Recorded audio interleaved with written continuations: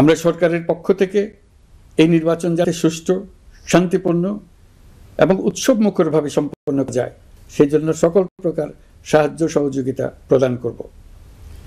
এবারের নির্বাচন যেন আনন্দ উৎসবের দিক থেকে, শান্তি শৃঙ্খলার দিক থেকে, ভোটার উপস্থিতির দিক থেকে, সৌহার্দ্য ও আন্তরিকতার দিক থেকে দেশের ইতিহাসে স্মরণীয় হয়ে থাকে।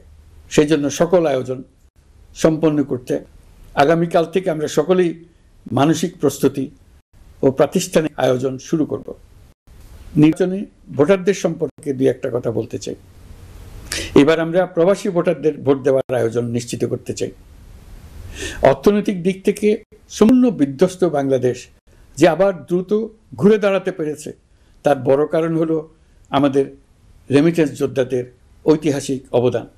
নির্বাচনে তাদের অংশগ্রহণ নিশ্চিত করার জন্য নির্বাচন কমিশন প্রস্তুতি নিচ্ছে।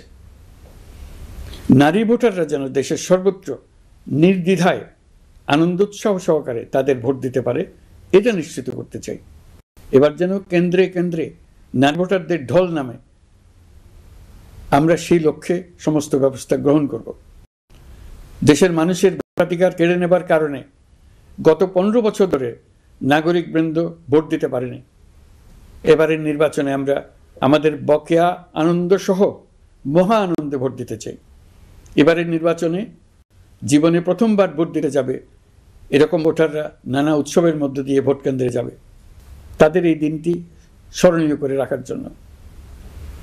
এর মধ্যে নতুন নারী ভোটার থাকবে, নতুন পুরুষ ভোটার থাকবে, এর মধ্যে এমন ভোটার থাকবে যারা 15 বছর আগে থেকেই ভোট দিতে পারত কিন্তু জীবনে একবারও ভোট দিতে পারেনি। এর মধ্যে আসবে যারা 10 বছর আগে, 5 বছর আগে ভোট দিতে পারত কিন্তু পারেনি। আর আসবে ভাগ্যবান ও ভাগ্যবতীর দল যারা এই প্রথমবার ভোটার হওয়ার যোগ্যতা লাভ করলো এবং সঙ্গে সঙ্গে ভোট দেওয়ার সুযোগও পেয়ে গেল। নির্বাচনের দিনকে আমরা ঈদের উৎসবের মতো করতে চাই। এবারের ভোটের আনন্দ থাকবে সবার মধ্যে। আপনারা সবাই বাচ্চা কাচ্চাদের নিয়ে ভোট কেন্দ্রে যাবেন।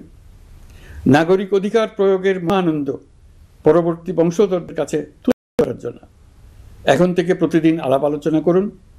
আপনার এলাকায় ভোটদান ব্যবস্থা কেমন হলে সুন্দর হয়, কেমন হলে আনন্দমুখর হয় সেটা আগে থেকে ঠিক করার জন্য নতুন বাংলাদেশ গড়ার কাজের ভিত্তি রচনা হবে এবারের নির্বাচনে।